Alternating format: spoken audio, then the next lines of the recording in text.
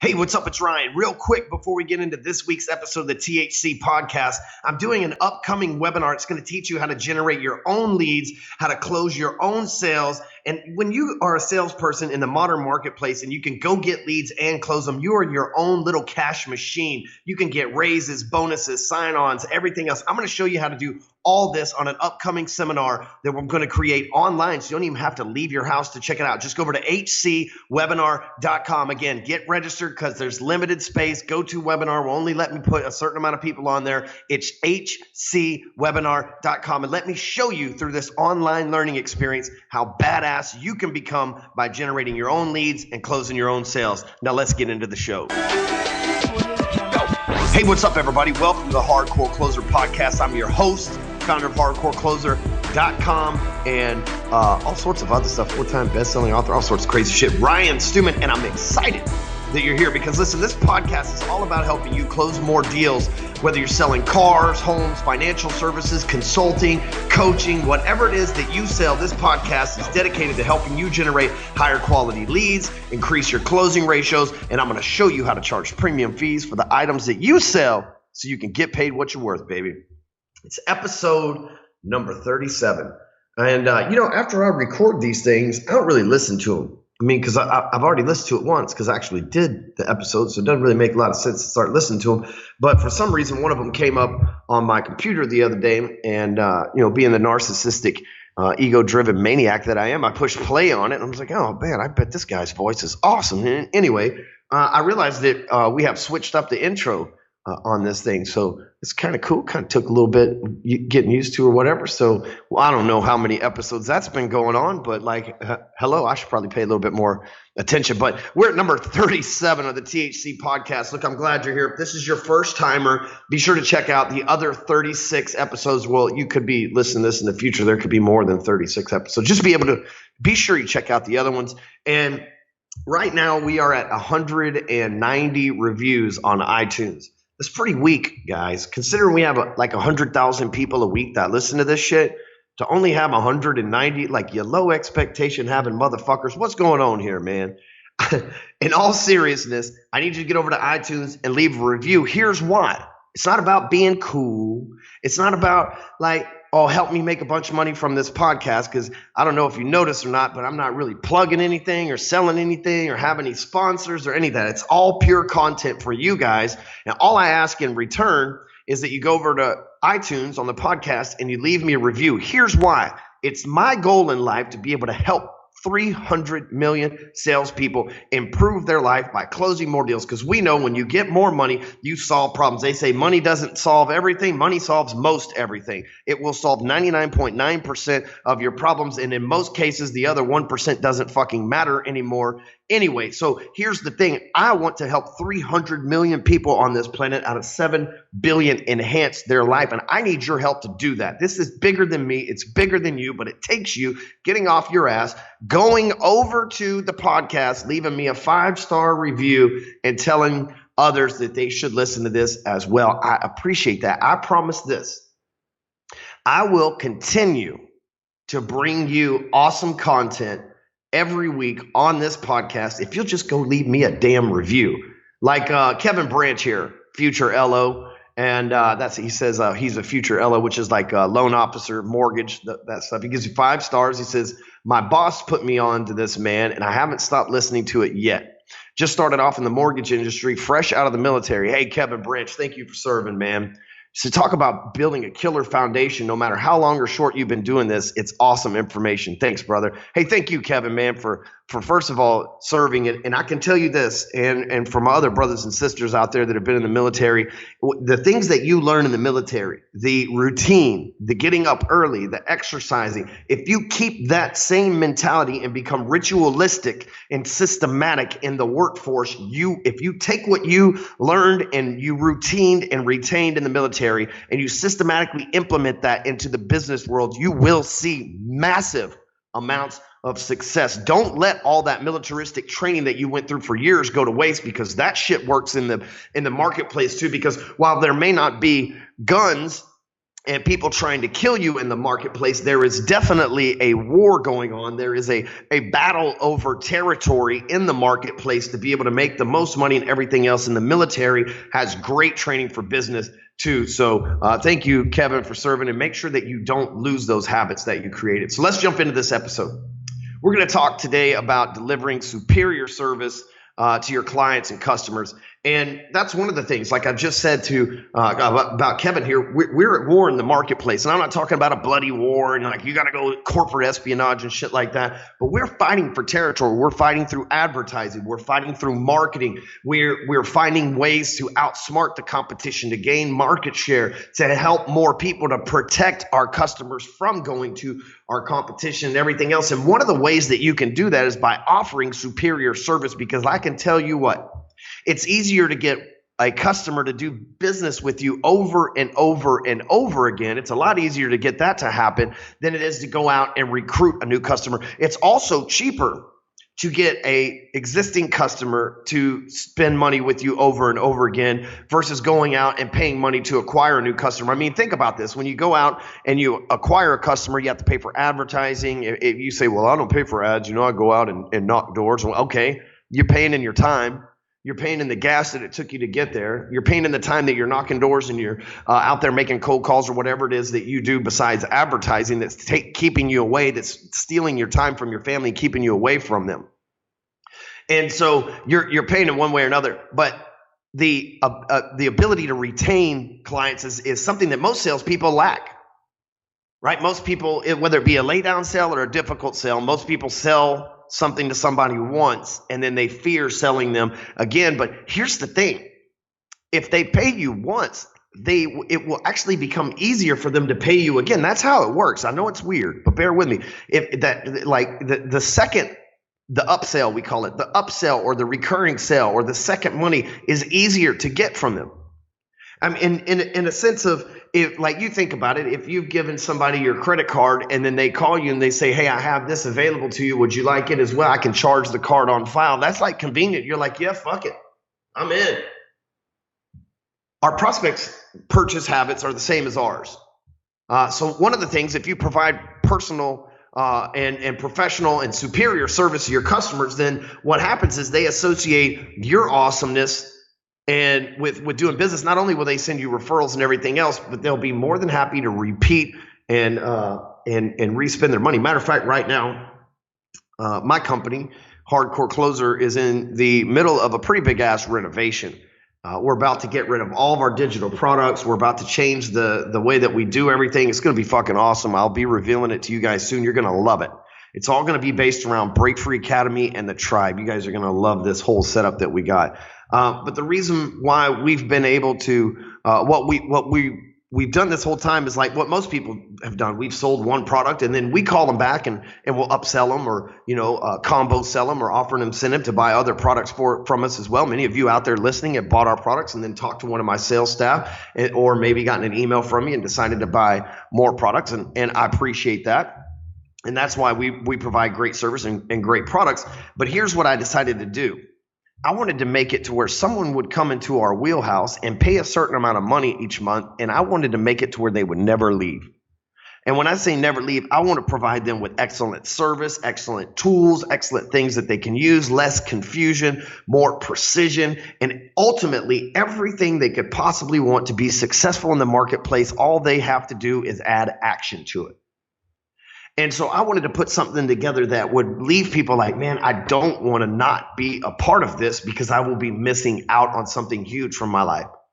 And it's so much easier for somebody to have that recurring in exchange. Like you think about insurance, you don't call your insurance provider every month and be like, yo, here's my payment. If you do, you need to get your shit together. That's like little boy shit. Grown men have shit like that on auto pay, right? If you're over 25 years old and you're writing late checks to your insurance company, you're fucking up. Okay, just say it. You need to maybe examine yourself, take a look at your life, get your shit together. Grown people have insurance on auto pay, and you know that just happens automatically, and you know that your car is insured. Well, we're creating a system similar to that for our business over here, to where there's certain things that you will have access and you will get in the mail and everything else every month. So it's going to be super exciting. And it really dials into what we're talking about on the show today in the sense of it's my job that once I sell somebody, that's the first sale. I always say the closing is the grand finale in a series of smaller sales, right? And if finally I close somebody, that's the big sale. They're like, okay, here's my credit card for month one. Then it becomes my job to resell them through value over and over again. And most people, either they were so timid in the sale, or they were so weirded out by the awkward situations they went through in the sale, or they were so, they thought it was too easy or a lay down sale. What happens generally is people won't call and follow up. We say all the money's in follow up, and most people won't call and try to resell somebody because they're scared or whatever. They're like, hey, you know what? It's 1-0. I just want to retire the champion. That's not how it works. So what I do is I focus on reselling them every month. When they get my shit, they want to be like, dude, I never want to leave Stewman. It's awesome. Kind of like when we rope you in on this podcast, right? But I have found a direct correlation between how you treat your prospects and how eager they are to pay you. When you give a prospect an amazing experience, they struggle to tell you, even if they're not 100% convinced to buy. I like, when a customer goes through an experience, and oftentimes they'll pay more for an experience than they will for the product or the service. Let's give Nordstrom as an example. You can go to Kohls and you can get a $30 pair of black slacks, or you can go to Nordstroms and you can get a $300 or even $3,000 pair of black slacks that will generally look identical and probably be made out of the same material and possibly be made in the same factory. The difference is the brand on them and how you're treated. You see, when you go to Kohls, here we're about to have Black Friday in a couple of weeks, right? So when we go through Black Friday, and you go to Kohls, you might be fighting with somebody, right? Like you could get your ass, you could get stomped the fuck out in a Kohls on Black Friday, motherfucker. But you go to Nordstrom's, they'll do everything. They'll hold your balls for you while you're trying on a pair of pants. They'd be like, sir, would you like for me to shift your balls over to the right so you can fit in your suit properly? You don't get that service at Kohls, but people pay more for it. So if you deliver superior service, oftentimes people won't question your rates. People won't question your fees. People will think, man, you know what? You get what you pay for. So let me give you some service rules I apply across my entire company. If you stick to these basics, you'll never go wrong when it comes to treating the customer right. So rule number one is over communicate. I know most people are chicken shits and they're scared to over communicate because I already got a yes. What if I over communicate and all of a sudden they give me a no? I get it. There's always that fear of loss that we have as salespeople. Many of us are very insecure. And because we know the competition's always out there lurking, we're at war. We're trying to get the client to stay with us. We don't want to over communicate because then they bore us to death. You can pick up the phone call to over communicate with a client. And they start telling you about how fucking their dog was out in the backyard taking a shit, and then the neighbor started complaining about it. Then their dog jumped. 30 minutes later, you're into the world's most boring fucking story on the planet, and you're like, fuck, I got to make 300 more of these calls today. So salespeople fail to over communicate. So here's the thing. You always want to keep the client in the loop, though.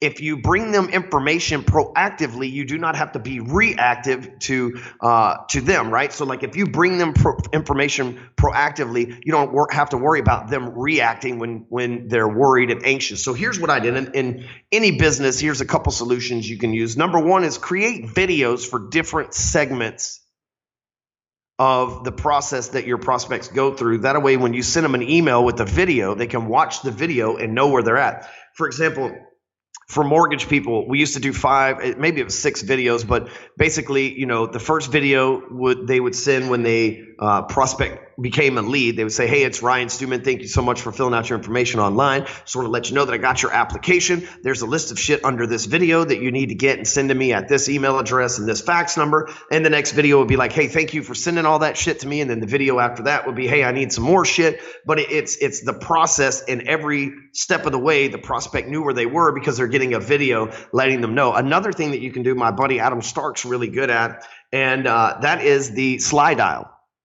There are companies out there like Agent Legend that you can use that have slide dial and slide broadcast built into them. So, Adam's got a communication guarantee program.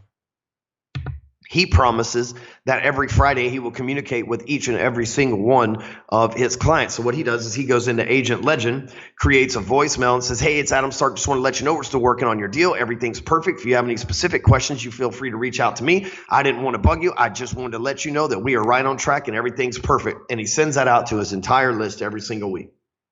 He doesn't have to spend and it's all done electronically through robots, basically, right? But he's over communicating. He's letting them know that he hasn't forgot about them. Because here's what happens. Oftentimes the prospect or the customer, they become anxious. They're getting a loan, they're buying a house, they're buying a car, they're getting an insurance policy, whatever the case is, they're anxious. Man, you hate it when you don't hear from the sales guy for a few days. So, your prospects are no different. Your prospects purchase how you purchase. So over communicate, it's huge. And in these days, there's no excuse not to. The next thing is rule number 2, the client is the boss. However, you've got to be in control. You see, as a salespeople, we're like one of the few people that can have this specific relationship in the marketplace and in the business place. And I want you to understand this. The client can be the boss, but you get to set the rules.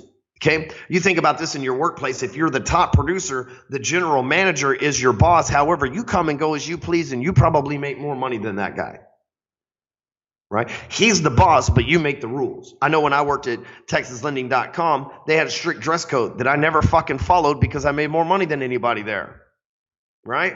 You fire me, half the goddamn revenue of the company's going away. I'm dressing how the fuck I want. You're the boss, but I make the rules. So the same thing with the client. The client is the boss. They can tell you what to do and everything else, but you get to set the rules. So I always look at it this way. Whoever's paying me is the boss. But the thing is, at the same time, I get to set the rules. So, and that really goes into, I'll tie this into rule number 3 too, is setting the expectation.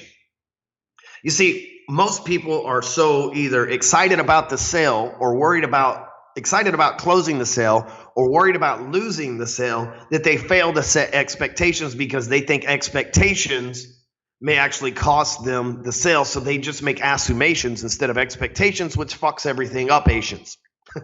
Right? So I want you to consider this. When you're talking to a client, if you're a good salesman, which this is what I merit myself on back in the day and still today, but if you are a good salesperson, then you can sell worst case scenario. Don't be a bitch. Think about it. If you are a good salesperson, then you can sell worst case scenario. And I'm not saying that that's what you need to do, but you should have the ability to do that. And setting the expectation should revolve somewhere around a worst case scenario. Because if you underpromise and overdeliver, that's another huge benefit, which brings me to rule number 4, which is promise nothing and deliver everything. Sell them on worst case scenario. Set those worst case scenario expectations, but then deliver the best case scenario possible. You know, when people sign up for my tribe program, it's $2,500 a month. And for a car person, that could be, 8 to 10 cars a month they'd have to sell just to pay for that. For a mortgage or real estate person, that could be 1 transaction a month, more than pays for that. But regardless what it is, I don't promise anything. But I deliver more than they would ever expect for the price that they get in a million years. Yesterday, as a matter of fact, in the sales talk group, somebody said, hey, what kind of products what kind of guarantee do your products have? And I said, my products have no guarantee. I guarantee that if you need a guarantee, you cannot buy my shit, because I'm not trying to give anybody an out. And so I've even put that on the sales page of my products. But here's the thing. When people buy it, they're like, holy shit. I'll give you an example. Justin Michael Howard bought my shit Sunday. It is Tuesday by the time I'm recording this. He has blown somewhere around $1,600 in the last 2 weeks in ads with no results. And he hits me up after buying my shit Sunday. He hit me up last night and he said, he shows me a picture of all this. He says, I got 30 new buyers, sellers, and investor clients in the last 24 hours. Now, I want you to think about that for a second. Then he sends me a meme that says sales porn. I love it. Shout out to Justin for taking immediate action. But here's a guy who said, hey, man, what can you promise me with your product? And I said, hey, man, I can't promise you shit. I promise you if you spend $2,000 and you don't fucking log in, it ain't going to do nothing for you. He said, man, that's a lot of money. I just partied. I just had a good weekend. It was my birthday. You know, we just spent a lot of money going out and vacation and everything else. But man, fuck it. I'm going to go ahead and spend the $2,000. The next thing you know, 30 leads. I'm sitting here looking at the name, email, address, and phone numbers of these 30 leads that are wanting to move into these neighborhoods that he's contacted. Let's say he closes one, and these are $400,000 condos he's selling for Keller Williams. This guy's going to make $12,000 on a $2,000 investment if only one of 30 deals close, and that's in the first 48 hours that he's got it locked down. Imagine this guy 12 months from now. You see, but I promised him that if he didn't take action, he didn't log in, he wouldn't get shit. But now that he's gotten taken, I've taken that safety blanket away from him. He's gone and logged in. Now he's going to probably make more money this year than he's ever made any previous years. I don't know him well enough to say that. But I know that if he will continue to do this, he will add more production to what he's already doing, which should, in turn, unless he's been stupidly rich in the past and lost it all, make him more money than he's ever made before. So here's the thing. I'll give you the 4 rules for providing exceptional service to your customers. Rule number 1, over communicate. Things like sending out videos through emails, text messages, slide dial, slide broadcast. Check out Agent Legend. That'll help you out. Rule number 2, the client is the boss, but the salesperson sets the rules. Remember, that is super important, which brings rule 3, set the expectations. Sell on that worst case scenario so that you can deliver, which is rule number 4, which is so that you can deliver the best case scenario beyond their wildest dreams. I expected shit, and I got a gold brick. Fuck yes. All right, here's the thing. Be sure to text HC Webinar. Actually, I think it's just webinar, right? You can just text webinar. Now, I think it's HC Webinar to 44222. Damn brain fog, memory, short term. What are we talking about again? Anyway, you can text HC Webinar to 44222. That'll get you plugged in with the instructions for my next online training. You can also go to hcwebinar.com. That's hardcore, hcwebinar.com. And sign up right there. We'll be doing one upcoming soon. Make sure you get the show notes and everything over at hardcorecloser.com. And damn it, leave me a review on iTunes. I said that earlier. I'm asking again. How the hell am I going to reach all these people without your help? I need your help. And if you want to find me on social media, it's clyxo.com/closer. That's where I be at, man. See you next time, closers. Let's go make some money.